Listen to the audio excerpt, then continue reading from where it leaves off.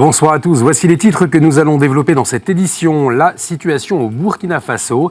La chancelière allemande appelle la communauté internationale à soutenir les pays du Sahel contre le terrorisme. Elle était aujourd'hui au Burkina Faso, un pays récemment frappé par ce fléau. Nous reviendrons également sur la journée du 1er mai en France, l'analyse du vice-président de la Confédération des travailleurs chrétiens dans cette édition. Et puis à l'occasion du tricentenaire de la mort de Saint Jean-Baptiste de La Salle, patron des enseignants, une messe solennelle a été célébrée mardi en la cathédrale de Reims. Sri Lanka, Burkina Faso et depuis trop d'années le Moyen-Orient, l'époque contemporaine est celle où le monde a connu le plus de martyrs chrétiens. Alors comment ces martyrs actuels peuvent-ils nourrir et éclairer notre foi ?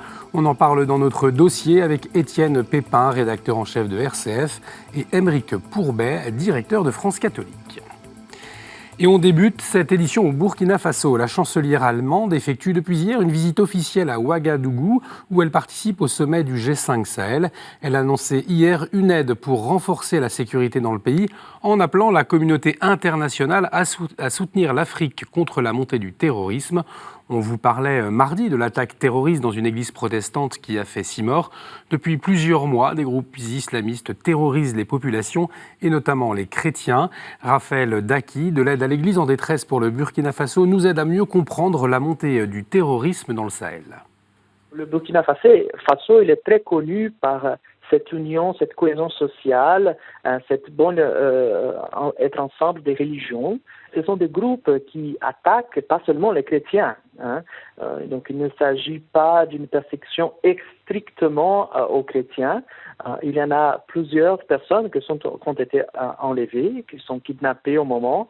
On parle des professeurs, ça veut dire des instituteurs, institutrices, des gens de la gendarmerie, des chefs de village qui ne sont pas sûrement chrétiens. C'est des sœurs qui, par exemple, ont dû laisser le village parce qu'elles étaient menacées.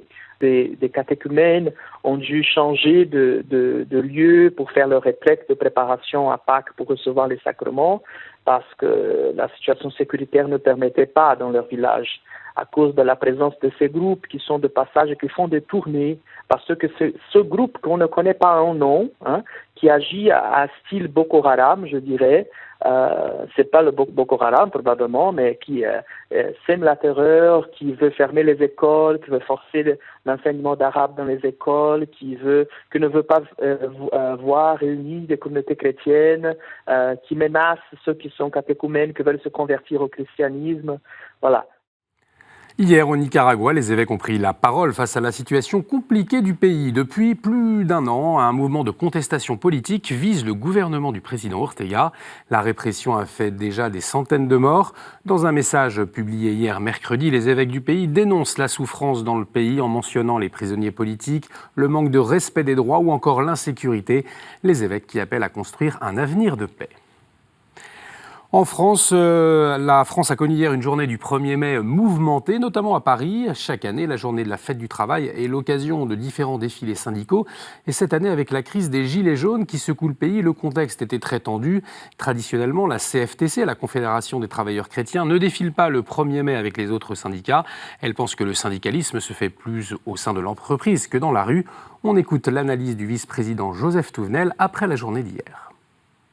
Le syndicalisme peut se jouer dans la rue en manifestant, parce que c'est un droit démocratique pour dire nous ne sommes pas d'accord avec ceci, nous revendiquons cela. Mais le syndicalisme se joue surtout dans l'entreprise. Et regardez bien les gilets jaunes, ça marque la réussite du syndicalisme, parce que vous n'avez pas de gilets jaunes dans les entreprises. Ça veut dire quoi ? Ça veut dire que notre intelligence collective, syndicats patronaux et syndicats de salariés, c'est la capacité quotidienne dans nos entreprises de voir les problèmes arriver, de les analyser et de les résoudre. Le problème, c'est que dans les grands médias, on ne parle de nous que quand ça ne va pas. On ne parle jamais de nous au quotidien, quand tous les jours dans les entreprises françaises, on règle des milliers de problèmes. Et pourtant, on fait la démonstration que ça fonctionne. Sinon, il y aurait des gilets jaunes, non pas sur les ronds-points, mais dans les entreprises. Sur les gilets jaunes, ce n'est pas la responsabilité de l'État aujourd'hui, c'est une responsabilité collective des gouvernements successifs de laisser des gens de plus en plus s'approcher de la misère. Parce que les gilets jaunes, c'est pas les black blocs, ça c'est une infime minorité qui utilise un mouvement. Les gilets jaunes, c'est quoi ? Ce sont des gens qui nous disent leur désespérance de vivre de plus en plus mal, de ne plus arriver à vivre normalement et de se dire « mais mes enfants, ça sera pire ». Eh bien ça, c'est une responsabilité des gouvernements successifs. Depuis mardi soir, les frères de Saint-Jean sont réunis en chapitre général à Saint-Gaudard jusqu'au 10 mai. Le chapitre commençait par 2 jours de retraite pour préparer chacun des frères à ce moment important pour la communauté. Ces dernières années, les frères de Saint-Jean ont vécu une période douloureuse avec les révélations concernant leur fondateur et plusieurs frères. Les enjeux de ce chapitre général sont donc cruciaux, comme nous a confié frère Jean-Yves, responsable de la communication des frères de Saint-Jean. Nous sommes donc réunis ici à Saint-Gaudard, dans le diocèse de Lyon, pour vivre la première session de notre chapitre général. En effet, frère Thomas arrive à la fin de son mandat de prieur général et nous allons donc, à travers ce chapitre électif, élire notre nouveau prieur général, élire notre nouveau maître des études et élire les nouveaux conseillers du prieur général. C'est donc une cinquantaine de frères qui viennent d'un peu partout dans le monde et qui se réunissent ici pour se mettre à l'écoute de l'Esprit Saint. En effet, nous célébrons un chapitre général. Et pour nous, l'enjeu est important. En effet, déjà depuis quelques années, la communauté a fait la vérité sur les abus de notre fondateur et les abus de certains frères de notre communauté. Il s'agit donc pour nous de vivre une nouvelle étape dans cette démarche de vérité, dans cette démarche de maturité que nous voulons prendre. Une grande première a eu lieu hier en Vendée, un pèlerinage interdiocésain pour les vocations dans l'Église. Un appel notamment pour les jeunes à méditer sur leur propre vocation. Plusieurs routes ont convergé vers Saint-Laurent-sur-Sèvre. Une journée festive avec marche, temps de partage, prière et enseignement qui a rassemblé plus de 1500 personnes, dont 400 enfants.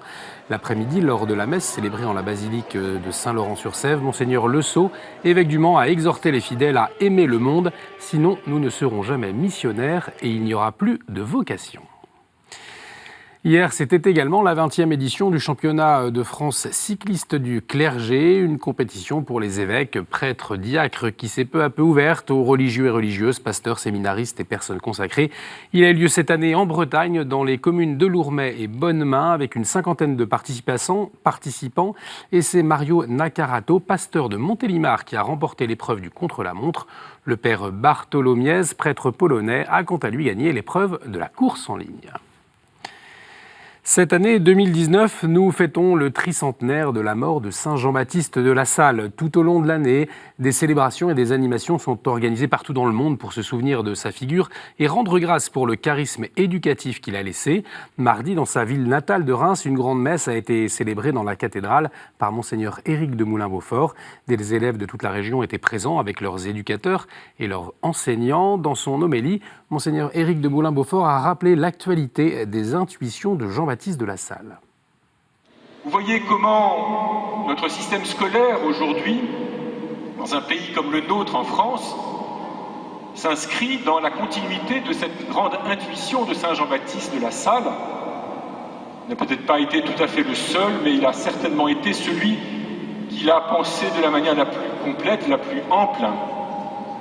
Notre système scolaire prétend bien être ouvert à tous, être gratuit, offrir à tous les enfants de notre pays les moyens de leur dignité. Alors, jeunes gens, la question que Saint Jean-Baptiste vous pose et nous pose à tous est la suivante. Il ne suffit pas, au long de nos années d'études, d'acquérir des compétences qui nous permettront d'avoir un bon métier. Il ne suffit pas de cultiver les talents qui nous sont innés et qui nous permettront de goûter du plaisir et de bons moments dans la vie. Il vous faut aussi apprendre à être attentif à la manière dont vous pouvez mettre vos talents au service des autres. Et on poursuit cette édition avec la chronique du père Venard. Il revient sur la lettre du pape émérite Benoît XVI sur les abus sexuels, publiée il y a quelques jours, mais passée inaperçue du fait de l'incendie à Notre-Dame.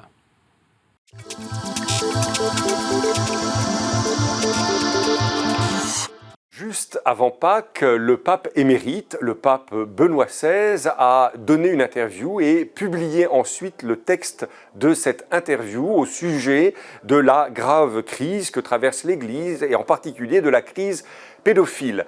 Cette lettre est très marquante et elle mérite d'être lue. J'ai lu ici ou là, d'ailleurs, elle a tellement déplu, des commentateurs dire que le pape s'était permis quasiment de faire un schisme. Arrêtons tout de suite de rire. Le pape émérite a évidemment donné cette interview avec l'accord explicite du pape François et d'ailleurs le texte en a été publié sur le site Vatican News, on ne peut pas faire plus officiel. Alors oui, ce texte dérange parce que par exemple, il fait un lien étroit entre la crise des mœurs issue de la révolution de 68, cette espèce de libéralisation sauvage du tout sexuel et évidemment les conséquences que cela a pu avoir dans la vie de l'Église. Ce texte dérange car le pape, d'une manière presque transcendante, d'une manière incroyable, fait un lien entre la crise pédophile et le manque de respect dont on a trop souvent marqué nos liens avec l'Eucharistie dans l'Église au nom prétendument des réformes conciliaires. Et le pape d'expliquer que si l'on manque de respect à ce corps sacré qui se présente à nous sous l'humble aspect du pain et du vin, il ne faut pas s'étonner que l'on manque de respect à d'autres corps. Si l'on désacralise ce que nous avons de plus sacré, alors c'est la porte ouverte, en effet, à bien des dérives. Le pape continue d'ailleurs dans cette lettre à déranger, puisqu'il évoque même des attendus politiques dans la nomination des évêques. Il évoque même que peut-être, à certains moments, le code de droit canonique de 83 aurait été mal rédigé pour pouvoir contrevenir à de telles dérives. Eh bien, il me semble qu'à travers tout cela, c'est un grand cri d'amour que pousse le pape émérite, le pape Benoît. Et à notre tour, peut-être, de prendre ce cri d'amour. À la fin de cette lettre, il évoque ce théologien qui disait qu'au début du XXe siècle, on avait vu l'Église naître dans les âmes et le pape de s'interroger, est-ce que nous ne voyons pas l'Église mourir dans les âmes? Eh bien, faisons en sorte que non, aimons, vivons pour l'Église, faisons-la vivre dans chacune de nos âmes de baptisés. Merci Père, tout de suite, la revue de presse.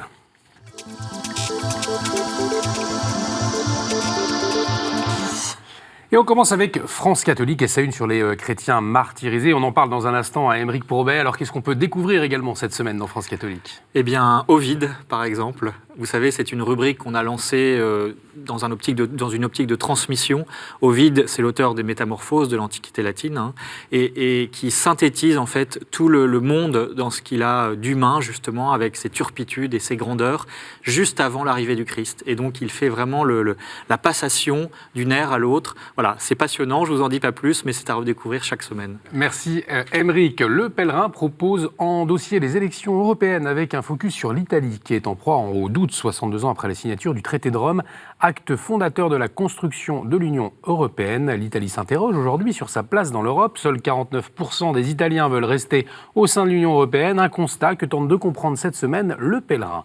L'avenir de l'Europe également en une de famille chrétienne. Brexit, crise des migrants, vague populiste. 70 ans après sa création, l'Union européenne est dans la tourmente, tiraillée entre utopie fédéraliste et nostalgie de l'État-nation. Enrico Letta et Henri Guénaud débattent de l'avenir de l'Europe dans famille chrétienne. Comment garder son élan vital quand on a plus de 60 ans? C'est la question posée par l'hebdomadaire La Vie cette semaine. S'occuper de soi, ne rien lâcher, mais revoir aussi son projet de vie tout en restant ouvert au monde. Après 60 ans, on peut se réjouir d'une nouvelle étape à construire. La Vie fait le point avec des experts et des retraités. Léonard de Vinci, mort il y a 500 ans, le 2 mai 1519, en une de l'hebdomadaire protestant Réforme. Le monde entier admire son héritage artistique. La légende de ce génie a depuis largement fleuri jusqu'à prendre le pas sur le réel. Retour sur la fabrique d'un mythe dans Réforme. Voilà pour la revue de presse. Tout de suite, le dossier.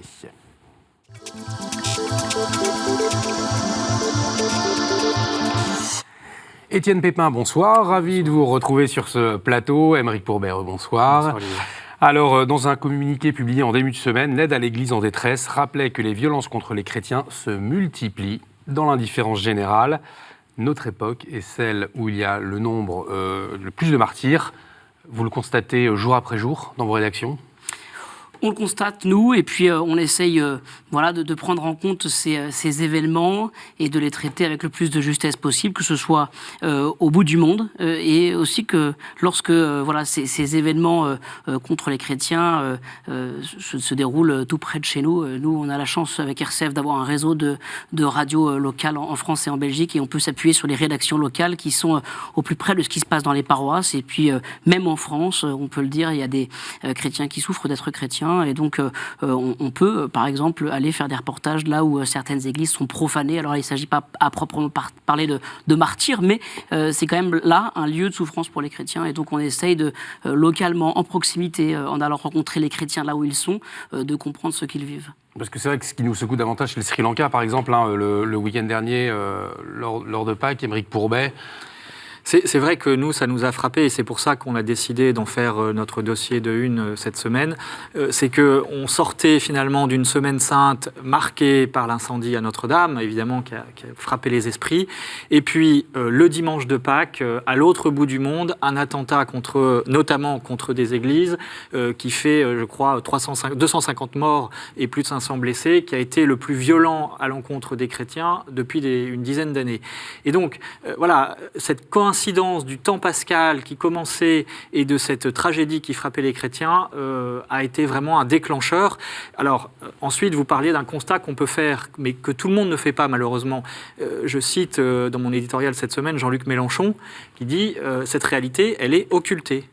Et je crois que c'est important pour des médias chrétiens, justement, que de se faire l'écho de ces martyrs, comme le disait Étienne tout à l'heure, parce que, et de le faire chaque semaine. Ce n'est pas uniquement un dossier qu'on fait et puis on n'en parle plus pendant un an. Non, je crois vraiment qu'il y a quelque chose de l'ordre du suivi journalistique à faire sur ce dossier-là, parce que, justement, il est un petit peu occulté. On a tendance beaucoup plus à parler de l'attentat de Christchurch en Nouvelle-Zélande que de celui qui a touché les chrétiens au Sri Lanka. Un constat partagé, Étienne ? Alors, nous, le lundi de Pâques, le lundi de Pâques, on avait fait le choix, mais bien avant qu'on sache que la cathédrale de Paris serait incendiée, bien avant les attentats au Sri Lanka, on avait prévu de recevoir Monseigneur Mirkis, c'est l'archevêque chaldéen catholique de Kirkouk en Irak, et on avait prévu justement pour le lundi de Pâques de lui donner la parole, de prendre des nouvelles de ces chrétiens d'Orient qui souffrent depuis des années et des années, qui sont des minorités.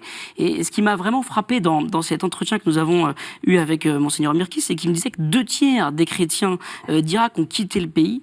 Et puis, des dizaines d'églises ont été incendiées depuis quelques années par des terroristes dans ce pays, en Irak.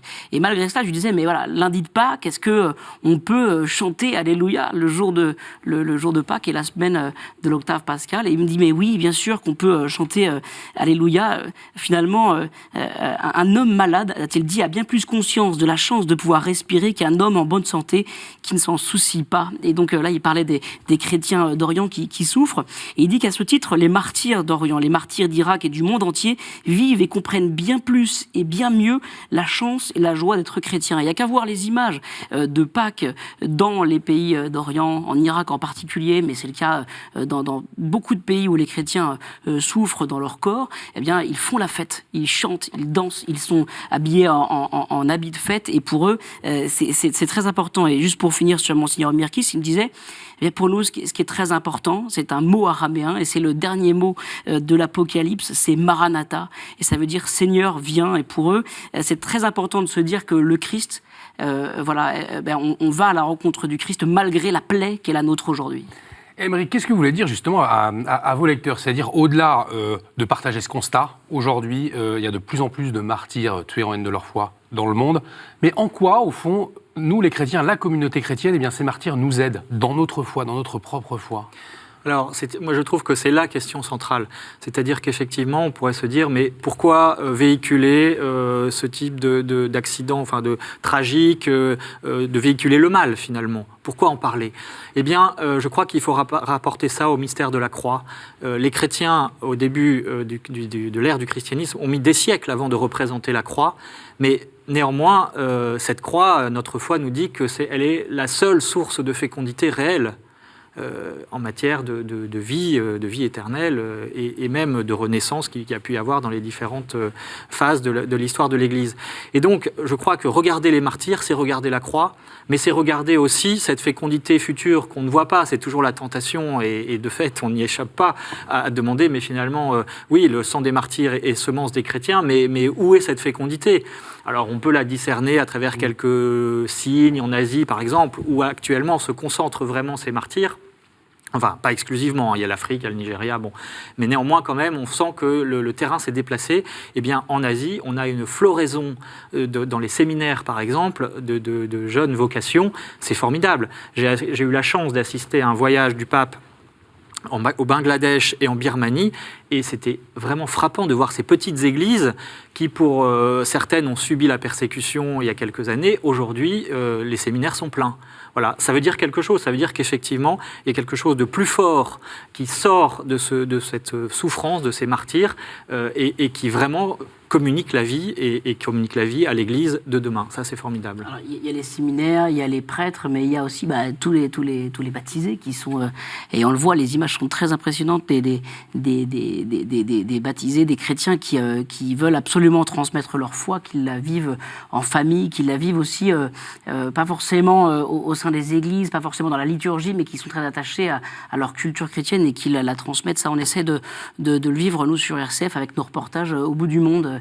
Régulièrement, on envoie des reporters faire des reportages là où les chrétiens sont minoritaires, mais on a vraiment l'impression que voilà, plus ils sont minoritaires, plus ils sont heureux aussi de vivre leur foi au grand jour, pas seulement dans les églises, pas seulement dans la liturgie, mais aussi là où se vit la vie de la société d'aujourd'hui, quoi. C'est ça qui m'impressionne dans les reportages qu'on peut faire. Voilà, je pense à des reportages là aussi en Asie, en Afrique, en Océanie. Je suis vraiment ébloui par cette capacité de vouloir là encore évangéliser et ne pas rester justement enfermé sur soi. Qu'est-ce que ça peut dire, au-delà de nos communautés chrétiennes, dans une société occidentale comme en France par exemple, est-ce que rappeler ces martyrs chrétiens, au-delà de s'enfermer au fond, de regarder, on est persécuté, est-ce que ça peut parler, est-ce que ça peut dire quelque chose aujourd'hui dans les sociétés avec les problèmes qu'on connaît Moi j'en suis persuadé, il suffit de regarder là encore l'exemple de l'histoire qui est toujours maîtresse de vie, l'exemple des premiers siècles. Les martyrs chrétiens des premiers siècles ont duré 3 siècles, jusqu'à la décision de Constantin d'accorder la liberté religieuse. Mais c'est dire aussi que c'est par ces martyrs que tous les païens qui les entouraient ont été convaincus de la véracité de cette foi, et Constantin en premier, évidemment. Et donc je crois aujourd'hui, ça s'est reproduit récemment lors de la mort d'Arnaud Beltrame. Je ne sais pas si vous vous souvenez qu'à ce moment-là, tout le monde a exalté la beauté de son sacrifice. Bon, après, ses motivations, etc., c'est autre chose. Mais néanmoins, il était chrétien, et ça s'est su, et je crois que ça parle. Ça parle à nos contemporains, peut-être même beaucoup plus que tous les sermons qu'on pourrait faire, et si beau soit-il. Vous voyez, parce que c'est la cohérence menée jusqu'au bout de ce qu'on croit et de ce qu'on vit jusqu'à offrir sa vie, justement, jusqu'à la mort. Je m'interroge un peu sur cette mise et cette survalorisation de la souffrance, du sacrifice aujourd'hui, parce que c'est toujours un drame et on ne peut pas considérer que Dieu veut absolument des martyrs pour lui. Le seul vrai martyr, c'est le Christ sur la croix qui, par son martyr et son unique martyr, prend tous les péchés du monde et emmène tout le peuple de Dieu vers la résurrection, vers la vie éternelle. Et au fond, moi je m'interroge sur le martyr au sens modèle. Vous voyez comme il a souffert, c'est beau, il a tout donné. Bon, peut-être il y a un exemple humain de dire il a été capable d'aller jusque-là, de donner sa vie, mais je ne pense pas qu'il faille survaloriser le martyr, la mort humaine. Je pense que ce n'est pas une glorification de la souffrance en tant que telle, mais c'est de la souffrance vécue par amour, comme l'a fait le Christ. Et d'ailleurs, tout son discours ne vise finalement à ce que ses disciples, et puis ensuite nous, les chrétiens, l'imitions. Et la croix, malheureusement, fait partie de la vie chrétienne. Et qu'on participe involontairement... Et il ne s'agit pas de l'esquiver en pensant qu'il pourrait y avoir une sorte de concordisme. Non, malheureusement, la souffrance fait partie de la vie. Et je pense que c'est la manière dont on la vit qui montre la beauté du chrétien, du christianisme et de sa foi. Mais effectivement, ce n'est pas la souffrance voulue pour elle-même, vous avez raison, c'est la souffrance vécue par amour, voulue par amour. Et si elle participe à la souffrance de la croix du Christ, si c'est une part de la souffrance du Christ... Absolument. Mais d'ailleurs, dans la définition même du martyr par l'Église catholique, qui est très précise, c'est pour ça qu'il y en a si peu finalement, parce que si vous prenez le chiffre des persécutions aujourd'hui qui a été fait par l'organisation protestante Portes Ouvertes, on est à peu près à 245 millions par an, ce qui est déjà énorme, considérable. Ouais. En revanche, si vous prenez les martyrs définis par l'Église catholique, il y en a beaucoup moins. Ça veut dire qu'il y a une prudence aussi, justement, pour pas... glorifier le martyr. Voilà. Et puis parce que ça répond aussi à des critères très précis, il faut qu'effectivement, pour qu'il y ait martyr, que le martyr en question ait en quelque sorte offert sa souffrance ou l'ait rapportée à celle du Christ. Si c'est pour sa propre gloire personnelle, on n'est plus dans le martyr, on est dans un héroïsme un peu tragique qui n'appartient pas du tout au registre de l'Église. Il nous reste quelques secondes, Étienne, pour conclure. Un mot. Un mot, voilà, c'est ce que disait aussi Monseigneur Mirkis. Il dit le Christ nous donne déjà un beau signe avec sa mort et sa résurrection à Pâques, mais avant de pouvoir aller par-delà les frontières annoncer l'évangile aux nations, il y a la Pentecôte. Et donc lui, ce qu'il nous disait dans cet entretien que vous pouvez retrouver sur rcf.fr, eh bien, dans cet entretien, il nous dit voilà, eh bien, on a 50 jours peut-être pour faire de ces chrétiens qui sont convaincus, qui croient vraiment en la mort et la résurrection du Christ, eh bien, en faire des missionnaires. Merci beaucoup Étienne Pépin, merci beaucoup Aymeric Pourbet d'avoir apporté vos éclairages. Merci à vous de nous avoir suivis. Cette émission est à revoir sur notre site www.ktotv.com. On se retrouve mardi prochain. Excellente soirée sur KTO.